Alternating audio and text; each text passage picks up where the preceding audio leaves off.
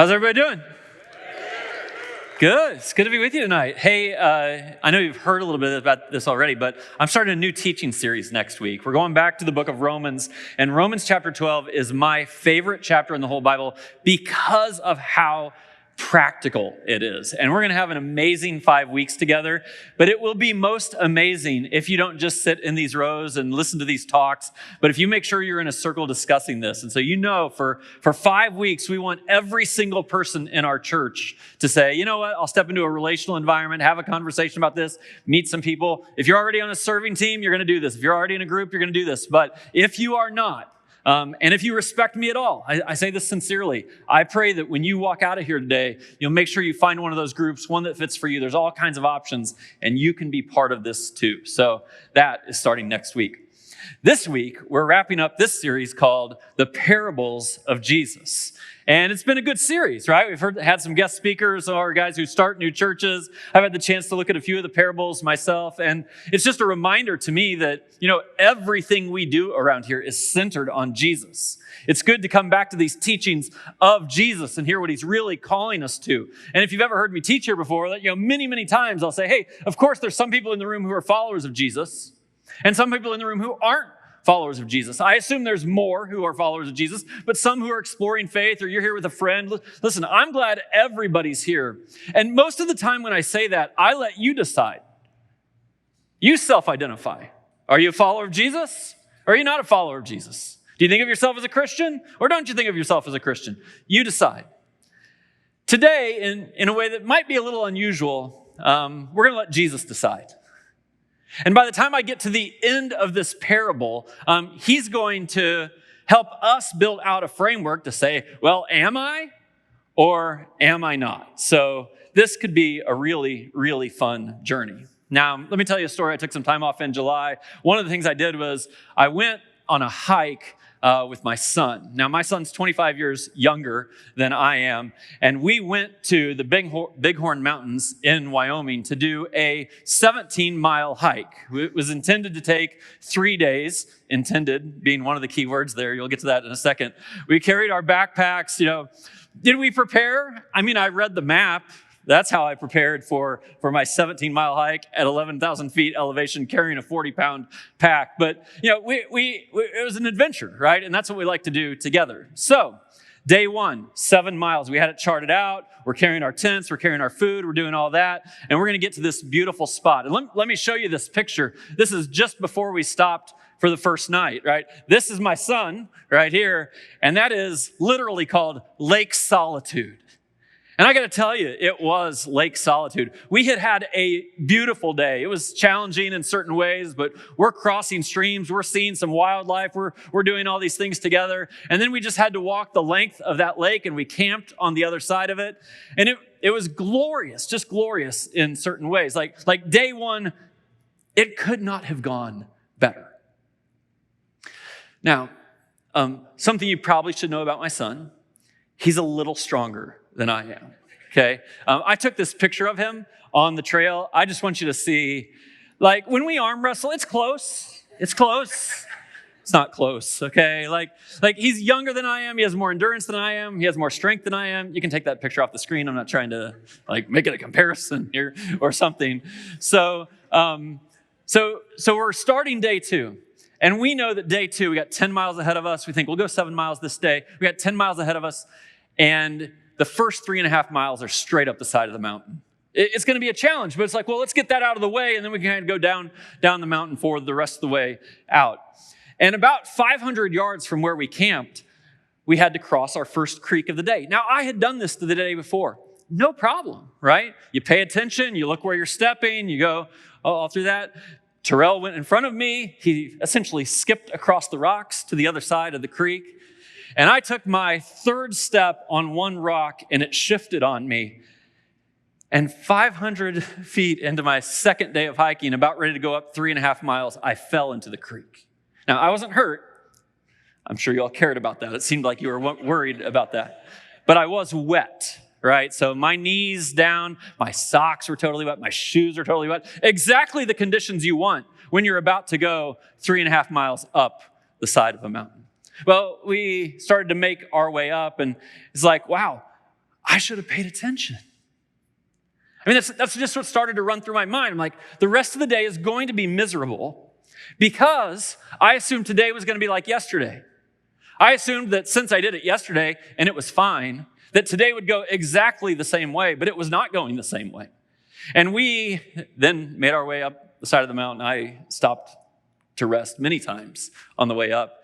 And actually, when we were coming down the mountain then, we decided, you know what? If we just walk 3 extra miles today, there's a hotel and a pizza waiting for us. And that is exactly what we did.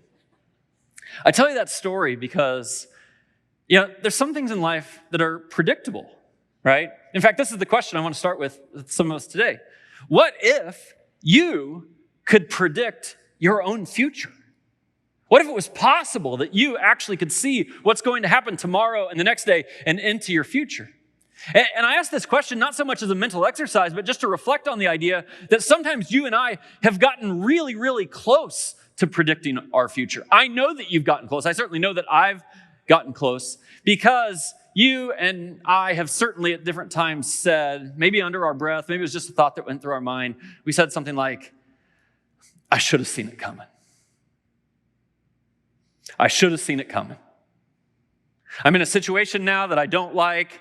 If I just had stopped to try to connect the dots, this wasn't complicated. I'm here because of decisions that I made. It was perfectly predictable that I would be in the situation that I'm in. I should have seen it coming. Now, healthy people can get to that place in their reflection where they say, I should have seen it coming. But everyone, whether you're healthy or not, even if you can't see it in your own life, we all can see it in other people's lives, right? How many times have you said or wanted to say, you should have seen it coming? It was obvious. You say it to your son or to your nephew or to your sister or to a coworker, like, you should have seen it coming. And she's like, I can't believe that he broke up with me. You're like, he's been breaking up with you for 3 months. Have you not been paying attention? All the signals were there. You weren't connecting the dots. You weren't paying attention, but you should have seen it coming. Whenever someone comes to me like, I can't believe how much debt I'm in. I'm like, really? Really? You bought that and that and that and that. And you did it when you didn't have any money in your bank account. Are you shocked that you're like, you should have seen that coming? I can't believe I flunked the test. I can't believe, many, many times in our lives, especially into other people's lives, we're like, no, all you needed to do was connect the dots. You just missed it. You could have seen it coming. And it is interesting, isn't it? Like, why is it that sometimes I can see things coming in your life and you can see things coming in my life, but I have trouble seeing things in my own life when things were perfectly predictable? You could have predicted your own future because there is a real thing in life called cause and effect. And that's where Jesus is going to go with our parable today. Now, the parable that I'm going to share with you today actually comes at the end of Jesus' longest teaching. If you have one of those Bibles, or maybe even you read the Bible on an app on your phone, a lot of times they put Jesus' words in red. If you had your own Bible right now, this would be at the end of a bunch of red words. In Matthew chapter 5, 6, and 7, this is one of the biographies of Jesus, we get the longest recorded teaching of Jesus. It's called the Sermon on the Mount. It's probably a sermon that he carried with him everywhere he went. The people who were his disciples and traveled with him probably heard this sermon over and over and over again. It is in many ways the foundational elements of what it means to follow Jesus. And it's not complicated. It's pretty straightforward. It's almost too practical because you can't escape it when it's that practical. And then Jesus tells this story at the end. And like almost all the other parables Jesus tells, there are multiple characters in the parable. And he is suggesting that you would probably identify with one of them. Which one is the question? So before I kind of crack the code on the parable, let me show you where he ends it, and then we'll kind of back into how you end up in one of these two different places. He says, there's a certain type of person that is like a wise man who built his house on the rock. The rain came down, the streams rose, and the winds blew and beat against that house, yet it did not fall because it had its foundation on the rock. There's a couple key concepts in here. First of all, this is a wise man. A wise man is not necessarily a smart man. This isn't about intelligence. This man might have been a talented man or he may not have been a talented man. He might have been a wealthy man or he might not have been a wealthy man. Those aren't the factors. The factor is he was a wise man. And always in the scripture, whenever you see the notion of someone who's wise, it is a person who understands how life is connected, how the decisions that you made yesterday are going to affect life today. We connect the dots. We can see things coming. We see actually life can become pretty predictable if we pay attention. That's what a wise person can do. And then they can take advantage of the situations that are in front of them. He's also saying that this wise man, of course, is the one who built his house on the rock. And at least for Jesus listeners, when they heard Jesus say he built it on the rock, those listeners would have just sat back for a moment and thought, yeah, that's wise. It is the hard way to do it. It's the hard way to do it. I mean, you got to take some extra time. It's more expensive to do it that way. You're really going to have to, have some extra steps in the process. You're going to have to be focused about it. But in the end, if you build it on the rock, your house will not fall. And the wise person invests the amount of time, goes through the expense, does what it takes in order to have a house that stands. In contrast to the one who is like a foolish man, who built his house on the sand. Now, when Jesus would have said, the guy who built his house on the sand, like if you were in the crowd with him that day, you probably would have heard people be like, ooh, ooh, that bad idea. I mean, I know it's quicker. I know you could throw something up really fast. I know it might seem at first the efficient way to do it, but it's going to cost you. And like everyone knew what Jesus was saying. And so they're not surprised when he says, same conditions, the rain came down, the streams rose, and the winds blew and beat against the house, but it was built on the sand, so it fell. And nobody's surprised, because this is the foolish man. And if the wise man is the one who understands how life is connected, how yesterday's decision affect today's circumstances, the foolish one is the one who either doesn't see it or doesn't care. They say, well, today is today, and tomorrow is tomorrow, so I'll just do whatever I want to do today, and then I kind of hope it works out tomorrow. It's a wise man and a foolish man. This foolishness, I mean, sometimes it's just outright carelessness, right? Like someone knows what they're doing and they don't care. They actually would take the posture in life to be like, well, if I get divorced, I get divorced. If I have to go through bankruptcy, I have to go through bankruptcy. Surely there's a do-over out there for me somewhere. I'm just going to live life today the way I want to do it. And then tomorrow, I'll figure it out. But of course, many people have their life, their home crash. And it's not because they were just outwardly careless. Maybe this is you, and you're like, no, I wasn't out there saying, I don't care about bankruptcy. I don't care about my marriage. I'll just find a new one. That wasn't me. And yet, even though you weren't outwardly careless, when you look at the actual decisions you did make, you might say, yeah, I wasn't thinking about tomorrow. I wasn't being wise. And so this is a little bit of an indictment. Now, I do want to note that Jesus is telling a story that has two different outcomes and two different starting points, but the conditions in the middle were similar. And maybe the best way to think about it like this is, let's just remember, we all live in a broken world. We all live in a broken world. It was Jesus who said, in this world, you will have trouble. He's suggesting to us that as we're building out our lives, as we're arranging our lives, we're deciding what's important to us, we ought to assume that things aren't going to go perfectly, that the sun isn't going to shine every day. What was the problem the fool had? The fool thought, tomorrow's weather will probably be like today's. But then, on the day he was building his house, it was beautiful. He wasn't prepared for something to be different. And can we just acknowledge that for everyone in this room, this is universal. Everyone in this room, we go through these storms in life. I think the metaphor is helpful to us here. It's like there's rain and things are kind of pouring down on us. And maybe it's not pouring down on you today, but if it's not today, it probably will tomorrow. That's the way life is. Someone that you love dies. Your child gets sick. The car breaks down. The relationship is unraveling. That's what Jesus is saying. He's saying, well, there's a way to build out your life, knowing that all of these things are going to happen. Life is going to pour down on you like rain. And while it's pouring down, just by the way, there's also streams that are piling up. And I don't know if you've ever been in a world where you feel like, man, things are kind of piling up on me, almost like life is a game of Tetris. And I don't know if you've ever played the game Tetris. I know it's kind of an old game, but like, you know how at the start, they all come nice and slow.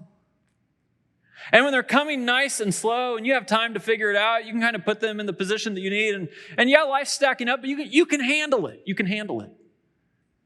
But like the game of Tetris, most of us have noticed that while our kid is sick and someone we love died and the relationship is unraveling and had a problem with the car, that also the boss is demanding more of me. The expectations are increasing. The laundry is never done. The yard needs to be mowed. Again, there are more and more bills to pay. And that while things are kind of pouring down on me, at the same time, things are kind of piling up on me. Jesus is just saying, that's the way life is. It's that way for everyone. And depending how you've prepared yourself, you'll deal with these in different ways. And on top of that, there are winds that are just pushing you around. To me, I think the imagery Jesus is giving us of these winds is he's like, there's things out of your control, and you don't know when it's going to blow in or when it's going to blow out. There are organizations, there are people who hold authority over your life. You may not even know them, but when they make a move, it affects you, and it just pushes you around. When your company decides to downsize, you didn't have any choice in that. You were just on the receiving end. When the rules change on your pension, you didn't have any control of that. You were just on the receiving end. When there's a bully in your life, you're trying to handle things the right way, but that bully just comes in. And this is the thing. Jesus is saying, listen, we're in a broken world. Things are going to pour down, and they're going to pile up, and things are going to push you around. We all, wise and foolish, have similar circumstances. But for some reason, we don't have similar results. We have different results. And the question is, when all of those things happen, do you stand? Or do you fall?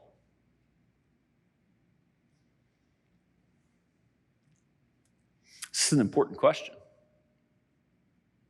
And I really do want you to think about your life a little bit today. I find people who are sometimes kind of dismissive of this question. They would read Jesus' words and they'd kind of add their own flavor. They'd say, well, you know, the winds came, the streams rose, you know, but that house did not fall because they were lucky.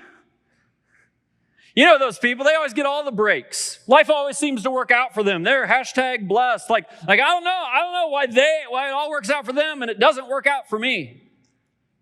And Jesus says to that crowd of people, he says, come on. Come on. We're all dealing with the same things out there. There is a variable as to whether you stand or whether you fall, but do not chalk it up to luck. Don't think it's just going to work out for some and not for others. That's a great way to push responsibility away from yourself. But Jesus says, embrace it. Now, I do want to say at this stage, sometimes when you're sitting in a crowd like this and a guy like me is teaching it, and maybe this is even part of the aura of church for you. I hope that it's not, but maybe it is. You're like, yeah, I think I'm supposed to feel bad right now. I think I'm probably supposed to be thinking of myself as the fool and where I'm not getting it right and all those sorts of things. I want you to know we're going to get there in just a second. But some of you are standing. Some of you, life has stacked up on you. The bills have come. Someone was pushing you around. You didn't have any control over it. And today, in August of 2024, you're still standing. And if that's you, I just want you to feel like I should be affirmed by this parable. I have some wisdom in my life. It's so fascinating to me. I have so many pastoral conversations that just last 5 minutes in the Commons area after every service. I pray with people. I talk with them about life. And many times I'll talk to a woman whose husband left her, and she's raising 2 little kids, and she's just trying to hold it together, and she's trying to build some friendships, and she's kind of at the end of her rope financially. But she's holding it together. And when I stand there and I want to look at her in the eye, I want to say, but you're still standing. Well done. You've been through a lot in life. You've been dealt a tough hand. The storms came and the wind blew, but you're still standing. And if you feel like in your faith, like I'm still standing, I want this parable to be so affirming to you. To be like, you know what? Jesus is talking about me. I'm the wise person in this story. It was harder. It was more expensive. I didn't take the easy way out. I didn't give in. But that's me. And of course, it begs this question. How much has to happen to you for you to get pushed off course? How much has to happen to you before you will compromise your values? How much has to happen to you before the faith that you say is number 1 becomes number 5? How much has to happen? We can just think about this in everyday life, like simple sort of examples. How much has to happen to you for you to get off focus? Like you started your day, you wanted the day to go well, you kind of pictured what you needed to get done. And at about 7 o'clock in the evening, you had a choice to be like, you know what? I can push through. I can do the hard stuff. I can knock this out. Or I can just sit down and put my phone in my hand and scroll and scroll and scroll. And it's just a question like, how much does it take to knock you off course? You know, our focus is maybe the smallest area. You could think about your faith. I mean, for those of us who think of ourselves as followers of Jesus, I'm confident that you and I prioritize the idea that a healthy rhythm of worshiping God, like I want that to be the center of my life. It's honoring to God. It's actually great perspective for me. And if I'm a follower of Jesus, I always try to make this distinction. I'm like, it's not about going to church. Like, it's not about attendance in the rows. It's about rhythms of your life. And you say, no, I am the kind of person who will prioritize worship, giving my worship to God every week. But this is the question then, like, but how much does it take for that to crash? I mean, there's for sure people sitting in the room in front of me, and you've been here every weekend this year. You've worshiped God every weekend this year. And you had pressures that you faced, and there were 100 reasons why you could have missed 4 Sundays. All that's true. But you didn't. You did what was hard. You did what was right. You're like, that stuff's not pushing me off course. And of course, there's people in this room who'd be like, yeah, actually, that's not me. I mean, if the weather's bad, if my kid has a game, if. And all I'm saying is like, we should just pay attention to how big does the force have to be to push us off course? It's true in our values that I think are rooted in our faith for those of us who are followers of Jesus. You know, I always like to make people uncomfortable, so you'll just enjoy this with me, right? So like, you know, one of the most unpopular teachings of Jesus these days is that you really should reserve the sexual relationship until you're married. It's designed to be in the covenant of marriage. And I know many young people, many followers of Jesus who shake their head yes at me. They're like, that makes sense. Yeah, that's good. And can I just say it this way? I'm like, so what will it take for that to get pushed off course? How lonely do you have to be? How cute does he have to be? What fear do you have to give into? To say that this value I hold, this thing that Jesus teaches me, it's not built on a rock. It's built on some sand. These are significant things about our lives. And Jesus teaches us what the variable is. Why is it that someone would stand or fall? So let me just think about this. What is the variable? If our conditions are similar and our results may not be the same, what's the variable that either takes us to a place where we stand or takes us to a place where we fall? This is what Jesus says in the parable. He says, everyone who hears these words of mine and puts them into practice is like a wise man. And everyone who hears these words of mine and does not put them into practice is like a foolish man. And I think Jesus, probably better than any of us, understands something about the human condition, actually, and about our religious experience. It's possible to even come into a room like this, hear the scriptures taught, have a little conviction that your life is out of alignment, feel a little thing inside that I felt guilty. And then walk out and think, you know what, I felt something today. But I'm not going to do anything. I'm not going to change anything. And certainly if it's going to cost me in some way, I'm not going to rearrange my life. I'm not going to take the expensive route. I'm going to take the quick route. Many people think about things, pray about things, feel things, hope for things, but don't do things. And this is what Jesus is teaching us. He said, listen, this is not complicated.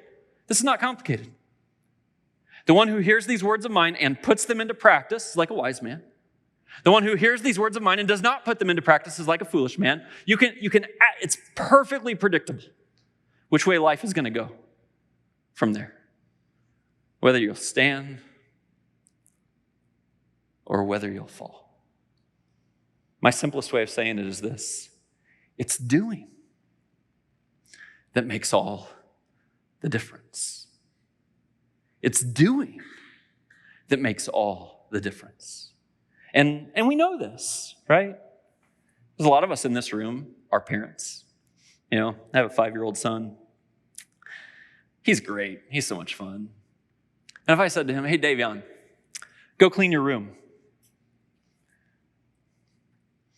There's many, many, many options available for how he could respond to me. He could look at me and he could say, no. And then at least we're in a real life conversation. He could look at me and he could say, okay, Dad. And then he could go up to his room and start playing with his dinosaurs and then read a book. And then a half an hour later when I go up there, his room's not clean. He was just procrastinating. He was just distracted. He could, if he was like a church person, I could say, Davion, go clean your room. He could go up to his room, spend a half an hour up there, come back down, and he could say, hey, Dad, I memorized what you said. I memorized it. Aren't you proud of me? Go clean your room. Do you know how many people I know who have memorized the Bible and aren't doing it? Oh my goodness. It's off the charts. Davion, you get this. he could get a group of his friends together. They could have a little study about cleaning their rooms. And then he could come back to me the next week and be like, Dad, I know all about cleaning rooms. We thought about it. We even prayed about it. We prayed that our rooms would one day be clean. And I could say, but did you clean your room?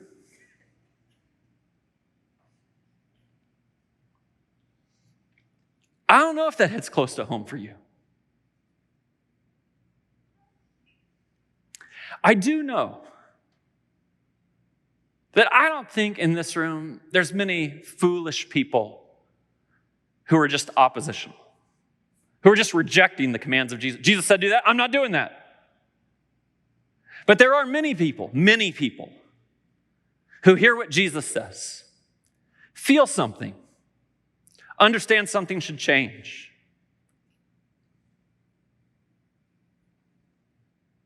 Might even pray about it. Definitely procrastinate about it.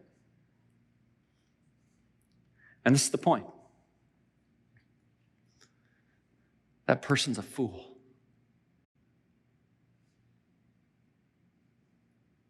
Because wisdom does not say, hope for it, pray about it, feel something about it, think about it,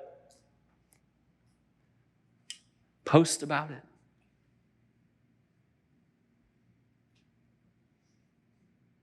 You just do it. And this comes at the end of Jesus' longest teaching, where he gave us things to do. And when I said to you earlier, I'll let Jesus decide whether you're a follower of Jesus or not, I think, well, we should just pay attention to that. I mean, think about this. You could be a person who agrees with Jesus' teaching and doesn't do it. And you're a fool, according to Jesus. You could actually be a person, just think about this with me. You could be a person who thinks Jesus is off his rocker. He's crazy. That stuff he teaches, I don't think it's going to work. But you know what? I'll give it a try. I'll start doing it, even though I disagree with it. And the person who does it and disagrees with it is the wise person, and the person who agrees it and doesn't do it is the fool. It was Jesus who gave this offer, or you could think of it as a command, over and over and over again. This passage is in Matthew chapter 7. You know what he said in Matthew chapter 4, 8, 9, 10, 16, and 19? He said, follow me. Follow me. He didn't say feel something. He didn't even say believe in me. Actually, what happened is after people followed him, he said to them, well, now you believe in me. Because they started doing, they put into practice what Jesus said to do, and their life was built on the rock, and they're like, this actually works. Life is not crashing for me. It's hard. We deal with all the same brokenness, but I'm still standing. And that, my friends, is a follower of Jesus.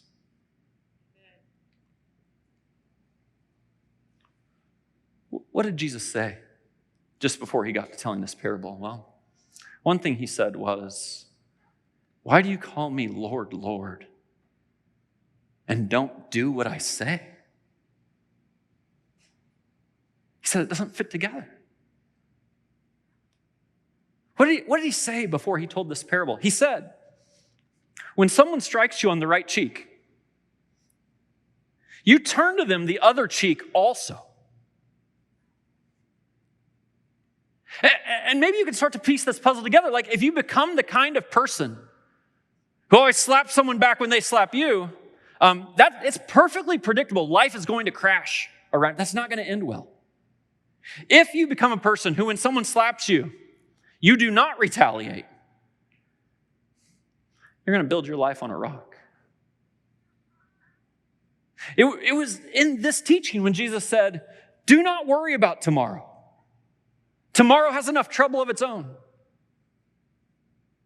Quit borrowing tomorrow's trouble and bringing it into today. But many followers of Jesus don't do that. They just go ahead and worry, and sometimes even spiritualize it, as if the feelings of worry. No. If you're consumed by worry, your life will erode. And the difficult things in this world will get the best of you. And if you are not consumed by worry, if you trust God to be a little faither, oh, ye of little faith, you can stand. It was Jesus who said, give, and it will be given to you.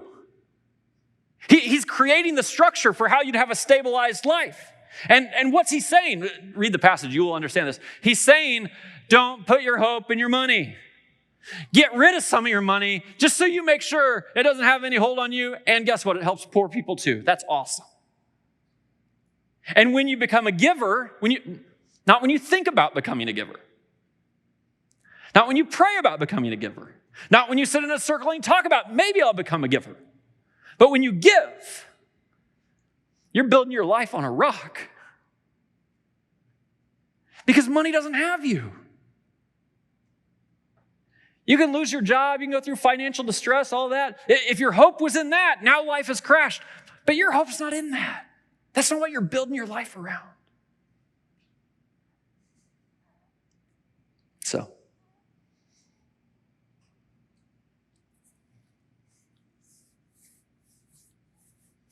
anyone who hears these words of his and puts them into practice is like a wise man who built his house on the rock. That's my prayer for you today. Well, I really hope that was helpful for integrating faith with life. Listen, if you're in Northwest Indiana, I'd love to have you join us in person. Head over to suncrest.org and plan your visit.